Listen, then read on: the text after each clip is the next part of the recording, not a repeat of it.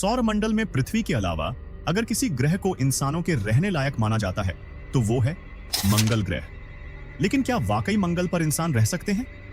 मंगल सौर मंडल के 8 ग्रहों में से एक है। यह पृथ्वी से सबसे नजदीक लगभग 5 करोड़ 50 लाख किलोमीटर की दूरी पर है।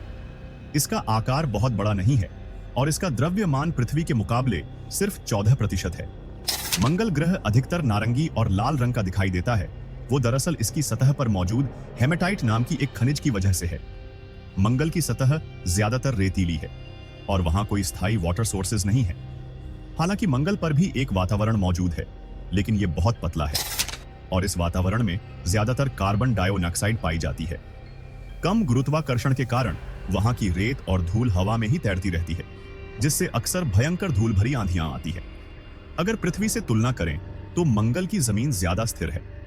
वहां आपको ज्यादातर उल्कापिंडों से बने गड्ढे और बंजर जमीन देखने को मिलेगी। यही नहीं, मंगल पर सौर मंडल का सबसे ऊंचा पर्वत ओलंपस मॉन्स भी मौजूद है। लेकिन इन सारी खूबियों के बावजूद अगर इंसानों को वाकई मंगल पर रहना है तो उन्हें 3 बड़ी समस्याओं का हल निकालना होगा। पहली समस्या है गुरुत्वाकर्षण। मंगल पर ग्रेविटी पृथ्वी की आधी है। इसे बढ़ाने के लिए इंसानों को बहुत उच्च स्तर की टेक्नोलॉजी चाहिए, जिससे वे वहां भारी उल्कापिंड भेज सकें और मंगल का द्रव्यमान बढ़ा सकें। दूसरी समस्या है वातावरण। मंगल का वातावरण बहुत ही पतला है।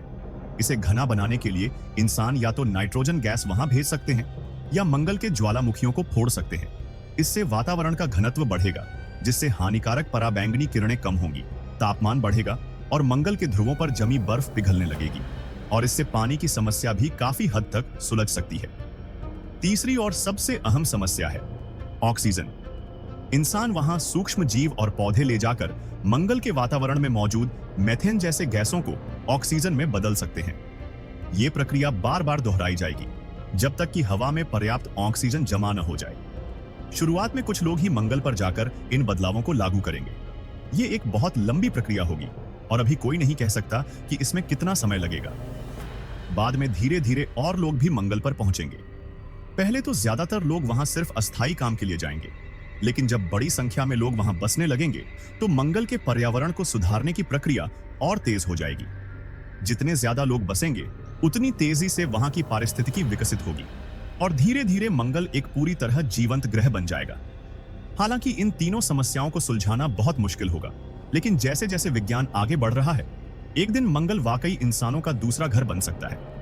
आज के वीडियो में बस इतना ही। ऐसे ही इंफॉर्मेटिव वीडियो देखने के लिए चैनल को सब्सक्राइब कीजिए।